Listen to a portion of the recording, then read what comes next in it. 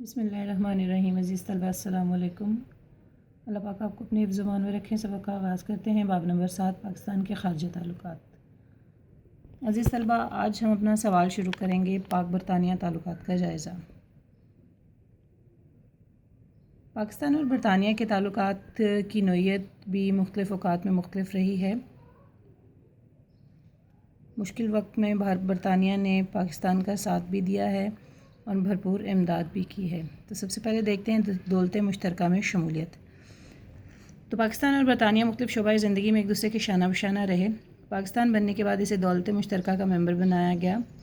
جب 1955 میں سینیٹو کا معاہدہ طے پایا تو اس میں بھی برطانیہ اور پاکستان دونوں شریک تھے۔ اس کے بعد ہے جی مالی امداد اور قرضے۔ تو پاکستان کی معیشت کو ترقی دینے، پاکستان کو معاشی استحکام فراہم کرنے اور مختلف شعبوں میں تعاون کو فروغ دینے کے لیے برطانوی حکومت نے وقتاً فوقتاً پاکستان کی مالی مدد بھی کی اور قرضہ جات بھی فراہم کیے۔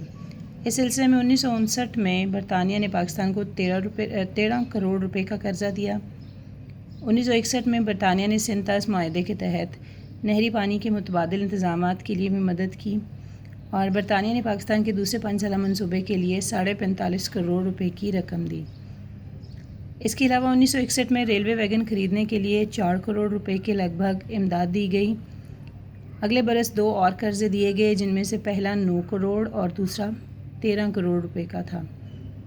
یہ رقم بحری جہاز اور بسیں خریدنے اور نیز حیدرآباد میں بجلی گھر کی تعمیر کے لیے دی گئی تھی۔ 1963 میں صنعتی قرضہ جات اور سرمایہ کاری کے لیے 13 کروڑ روپے کا ایک اور قرضہ دیا گیا اور 1966 میں پاکستان اور برطانیہ کے درمیان ایک سمجھوتے پر دستخط ہوئے جس کے تحت انتہائی نرم شرائط پر پاکستان کو 40 لاکھ پاؤنڈ کا قرضہ دیا گیا، یعنی کہ 1966 تک پاکستان کو گاہے بگاہے مالی مدد اور قرضہ جات فراہم کیے گئے اور یہ اقدام برطانوی حکومت نے پاکستان میں مختلف شعبوں میں ترقی کو فروغ دینے کے لیے اٹھایا۔ اس کے بعد ہے جی دولت مشترکہ سے علیحدگی۔ تو پاکستان نے 1971 میں ذوالفقار علی بھٹو کی حکومت جب آئی تو انہوں نے 1972 میں دولت مشترکہ سے علیحدگی کا اعلان کر دیا، یعنی پاکستان دولت مشترکہ کا رکن نہیں رہا۔ اس کے بعد محمد خان جنیجو کا دورہ برطانیہ۔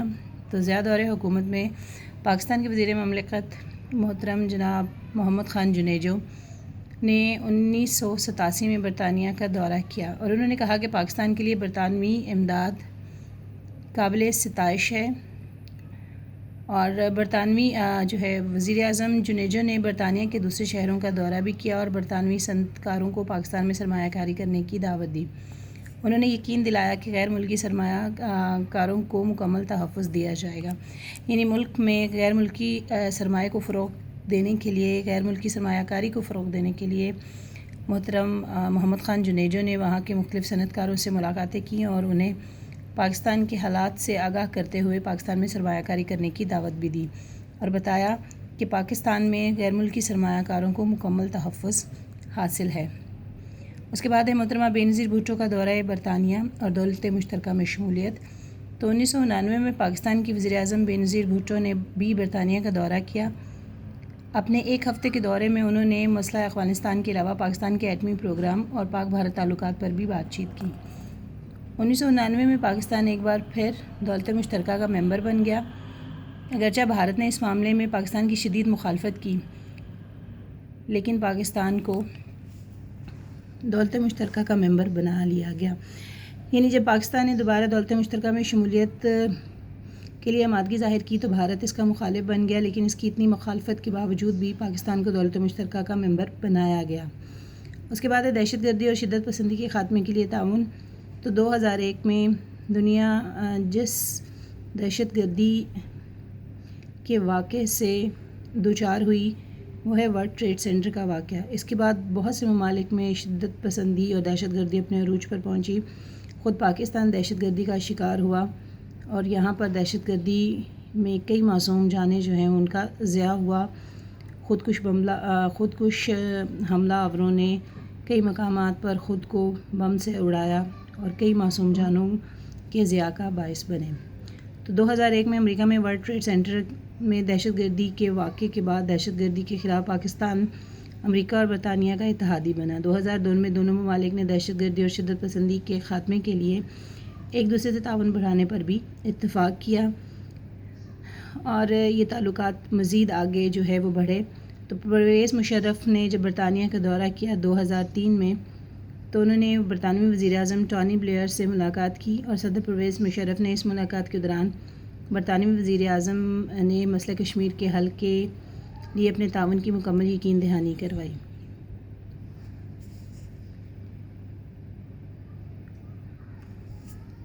اس کے بعد ہے جی شوکت عزیز کی اجلاس میں شرکت۔ دولت مشترکہ کا اجلاس ہوا تھا 2005 میں، اور یہ یورپ کے ایک ملک جمہوریہ مالٹا میں منعقد ہوا تھا، اور شوکت عزیز نے اس میں شرکت کی تھی۔ اور اس موقع پر انہوں نے پاکستان نے جو انتہا پسندی اور دہشت گردی کی جنگ میں شامل ہو کر ایک مثبت کردار ادا کیا تھا، اس کے حوالے سے پاکستان کو سراہا، اور اس کے ساتھ ساتھ یہ بھی اپنا موقف بیان کیا کہ پاکستان ایک پرامن ملک ہے اور چاہتا ہے کہ پوری دنیا میں امن ہو۔ اس کے بعد آزاد کشمیر کا زلزلہ اور امداد۔ تو 2005 میں پاکستان میں ایک بہت بڑا سانحہ پیش آیا کہ اس زلزلے نے بہت سی جانوں کو نگل لیا اور پاکستان میں ایک بڑے پیمانے پر تباہی ہوئی، جس میں خاص طور پر آزاد کشمیر کا علاقہ متاثر ہوا۔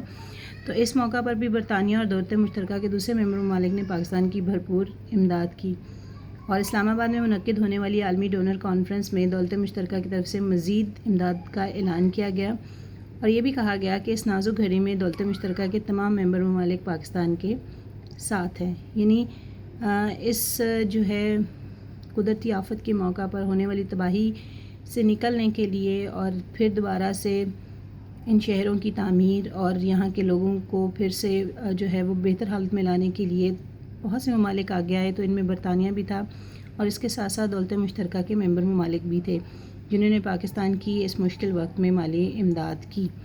اس کے بعد ہے جی آصف علی زرداری کا دورہ برطانیہ۔ تو 18 فروری 2008 میں انتخابات ہوئے، اور پرویز مشرف کے بعد یہاں پر یہ جو جماعتی بنیادوں پر انتخابات ہوئے، تو اس کے نتیجے میں محترم آصف علی زرداری صاحب پاکستان کے صدر مملکت بنے۔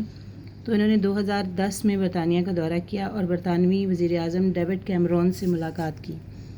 اس موقع پر برطانوی وزیر اعظم نے کہا کہ دونوں ممالک کے درمیان تعلقات نہ ختم ہونے والے ہیں، کیونکہ یہ دونوں ممالک کے باہمی مفادات پر مبنی ہیں۔ اس کے بعد ہے جی برطانوی وزیر اعظم کا دورہ پاکستان۔ تو 2011 میں برطانوی وزیر اعظم پاکستان آئے، اور انہوں نے اپنے اس دورے کے موقع پر کہا کہ پاکستان کا دشمن برطانیہ کا دشمن ہے، اور پاکستان کا دوست ہمارا دوست ہے۔ اس کے ساتھ ساتھ دونوں ممالک کے درمیان تجارت، تعلیم اور ثقافت سمیت تمام شعبوں میں مستحکم تعلقات ہیں۔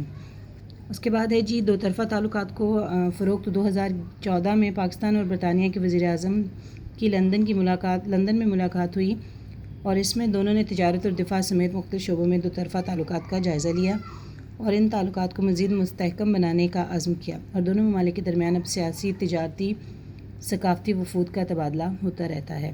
یعنی اس ملک کے ساتھ پاکستان کے اچھے اور دوستانہ تعلقات قائم ہیں، مختلف شعبوں میں تعاون کو فروغ بھی دیا جاتا ہے، اور جو حکومتی سطح پر مختلف اوقات میں مختلف سربراہان جو ہے وہ دورے بھی کرتے ہیں، اور مستحکم دوستی جو ہے وہ دونوں ممالک کے درمیان قائم ہے۔ عزیز طلبہ، آج کا سبق یہیں تک، انشاءاللہ کل اگلے سبق کے ساتھ حاضر ہوں گے۔ اپنا بہت خیال رکھیے گا۔ اللہ حافظ۔